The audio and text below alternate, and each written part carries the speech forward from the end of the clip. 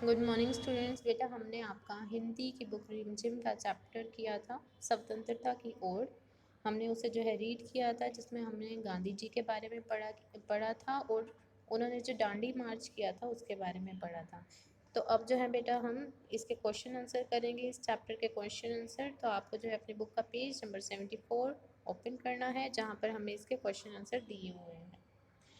सबसे पहले क्वेश्चन हमें दिया है, इस कहानी को पढ़कर तुम्हें बापू के बारे में कई बातें पता चली होंगी, उनमें से कोई 3 बातें यहाँ पर लिखो। तो चैप्टर को पढ़कर आपको गांधी जी के बारे में जो 3 बातें पता चली वो आप यहाँ पर लिखेंगे। पहली हम लिख सकते हैं, गांधी जी भारत की स्वतंत्रता मतलब की आज़ादी के लिए लड़ रहे थे। सेकंड, गांधी जी चरखे पर कढ़ी का सूत काटते थे। ठीक। थर्ड, गांधी जी अन्याय का विरोध करते थे। ठीक है, इसके अलावा भी कुछ आप गांधी जी के बारे में लिखना चाहें चैप्टर में से तो वो आप यहाँ पर लिख सकते हैं। उसके बाद नेक्स्ट है चूल्हा। हमने चैप्टर में जो है धनी के बारे में पढ़ा। धनी की माँ चूल्हा फूंक रही थी। धनी की माँ खाना पकाने के लिए चूल्हे का इस्तेमाल करती थी। नीचे कुछ चित्र बने हैं, इनके नाम पता करो और लिखो। तो यहाँ पर जो है कुछ खाना बनाने के लिए यंत्र हैं, हमको जो है इनका नाम पता करना है। सबसे पहले बेटा ये क्या है, ये है स्टोव। ठीक है। उसके बाद नेक्स्ट क्या है, ये है चूल्हा। उसके बाद थर्ड है गैस स्टोव और फोर्थ है कोयले की भट्टी। ठीक है। अब हमें क्वेश्चन दिया हुआ है, इनमें कौन कौन से ईंधन का इस्तेमाल किया जाता है। ठीक है, तो बेटा जो स्टोव होता है उसमें हम यूज़ करते हैं मिट्टी का तेल। यहाँ पर हमने लिखा हुआ है स्टोव में मिट्टी का तेल यूज़ होगा। नेक्स्ट है चूल्हा। इस चूल्हे में क्या यूज़ होता है, लकड़ी यूज़ होती है। उसके बाद नेक्स्ट है गैस स्टोव। गैस स्टोव में क्या यूज़ होता है, रसोई गैस यूज़ होती है। उसके बाद है कोयले की भट्टी, जिसमें कि कोयला यूज़ होता है। ठीक है। उसके बाद क्वेश्चन है, तुम्हारे घर में खाना पकाने के लिए इनमें से किसका इस्तेमाल किया जाता है। तो मेरे घर में खाना पकाने के लिए गैस स्टोव का इस्तेमाल किया जाता है। अगर आपके घर में इनमें से कोई और यंत्र यूज़ किया जाता हो तो आप यहाँ पर उसका नाम लिख सकते हैं। ठीक है। अब है नेक्स्ट पेज, पेज नंबर 75। यहाँ पर हमें एक क्वेश्चन दिया हुआ है, नीचे कहानी में आए कुछ शब्द लिखे हैं, कक्षा में 4-4 के समूह में एक एक चीज़ के बारे में पता करो। सबसे पहले है स्वतंत्रता। तो स्वतंत्रता क्या होता है, आज़ादी। उसके बाद है सत्याग्रह, सत्य के लिए किया गया हट, उसको हम क्या बोलते हैं, सत्याग्रह। उसके बाद है खादी। खादी जो है एक प्रकार का क्या है, वस्त्र है। खद्दर, चरखे से बनाए गए धागे से बना एक मोटा कपड़ा। उसके बाद है चरखा। चरखा क्या होता है, सूत काटने का लकड़ी का यंत्र। ठीक है। तो इनके जो हैं अर्थ हमने यहाँ पर पढ़े। अब आपको क्या करना है, आपको घर में इनके बारे में और डिस्कशन करना है। ठीक है, आप अपने बड़े भाई बहन या मम्मी पापा के साथ इन शब्दों पर डिस्कशन कर सकते हैं। उसके बाद बेटा आपको जो है नेक्स्ट क्वेश्चन दिया हुआ है, आगे की कहानी। गांधी जी ने धनी से कहा, क्या तुम आश्रम में रहकर मेरे लिए बिन्नी की देखभाल करोगे। धनी ने गांधी जी की बात मान ली। जब गांधी जी दांडी यात्रा से लौटे होंगे तब आश्रम में क्या क्या हुआ होगा, आगे की कहानी सोचकर लिखो। तो ये क्वेश्चन जो है आपको खुद करना, आपको खुद सोचना है कि जब सब लोग यात्रा पे चले गए थे दांडी की, उसके बाद जब वो वापस आए होंगे तो वहाँ पर क्या क्या हुआ होगा। ठीक है, धनी ने गांधी जी से क्या पूछा होगा, वो सब आपको यहाँ पर लिखना है सोचकर। तो ये सब बच्चे जो हैं अपनी कहानी खुद लिखेंगे।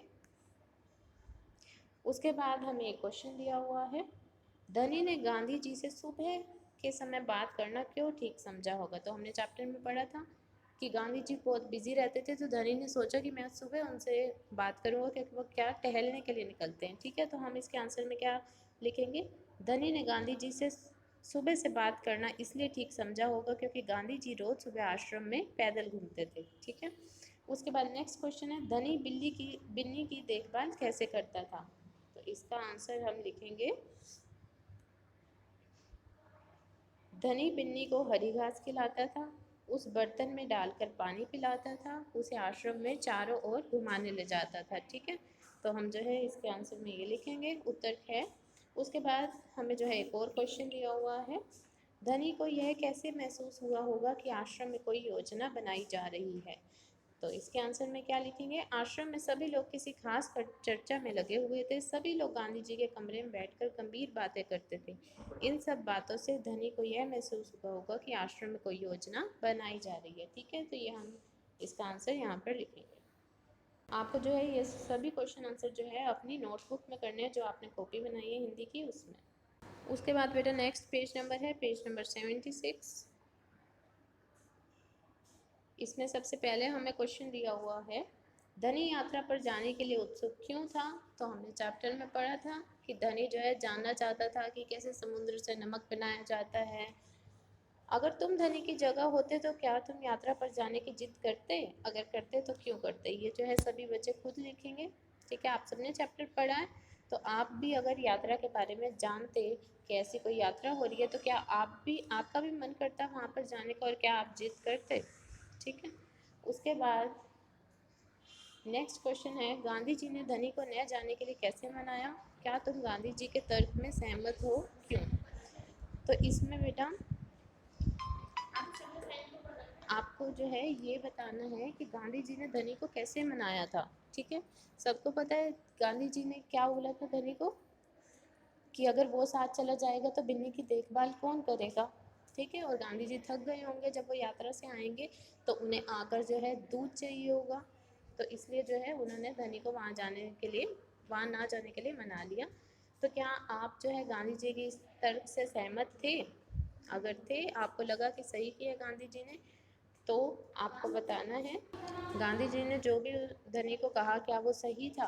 अगर सही था तो आपको बताना है क्यों सही था, अगर सही नहीं था तो भी आपको बताना है क्यों सही नहीं था। ठीक है, उसके बाद नेक्स्ट है ताकत के लिए।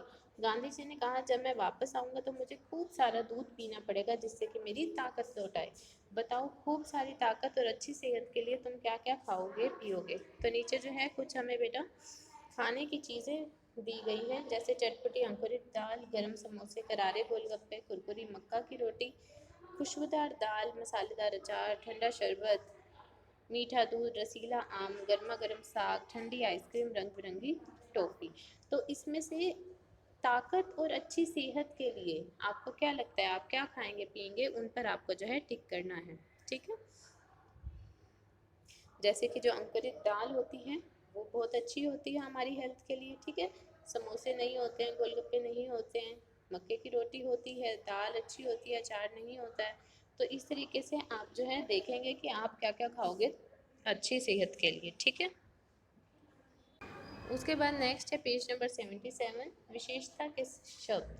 हमने जो है बेटा विशेषण के बारे में पहले भी पढ़ा है कि ऐसे शब्द जो किसी चीज़ की हमें विशेषता बताएं, जो किसी चीज़ के बारे में हमें और बताएं। जैसे कि लाल खिड़की, तो खिड़की के बारे में जो है हमें और बताया गया, उसकी विशेषता बताई गई कि वो कैसी है, लाल है। ठीक है, तो उनको हम क्या बोलते हैं, विशेषण शब्द बोलते हैं।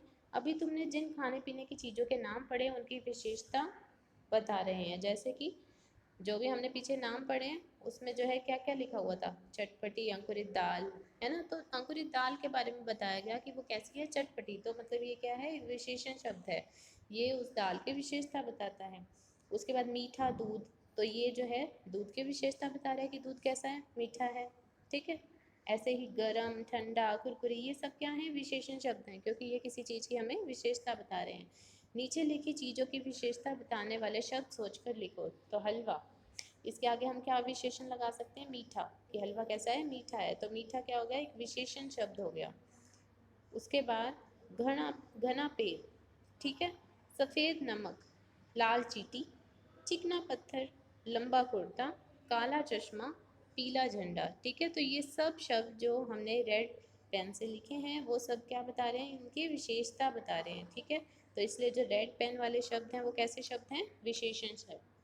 उसके बाद बेटा नेक्स्ट है चांद की बिंदी, जिसको हम चंद्र बिंदु भी कहते हैं।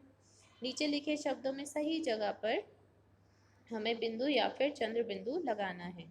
ठीक है, यहाँ पर हमें शब्द दिए हुए हैं, तो धुआं में ऊपर जो है चंद्र बिंदु आएगा, कुआं में चंद्र बिंदु, फूक में चंद्र बिंदु, कहाँ पे चंद्र बिंदु, स्वतंत्र में खाली बिंदु, बांध में चंद्र बिंदु, माँ चंद्र बिंदु, गाँव में चंद्र बिंदु, बंद गोभी में खाली बिंदु, इंतजार में बिंदु, पसंद में बिंदु। ठीक है, और इनको हम क्या बोलते हैं, अनुस्वार और अनुनासिक शब्द। ठीक है, हमने इसके बारे में भी पढ़ा था अपनी लास्ट वर्कशीट में जो हिंदी की थी।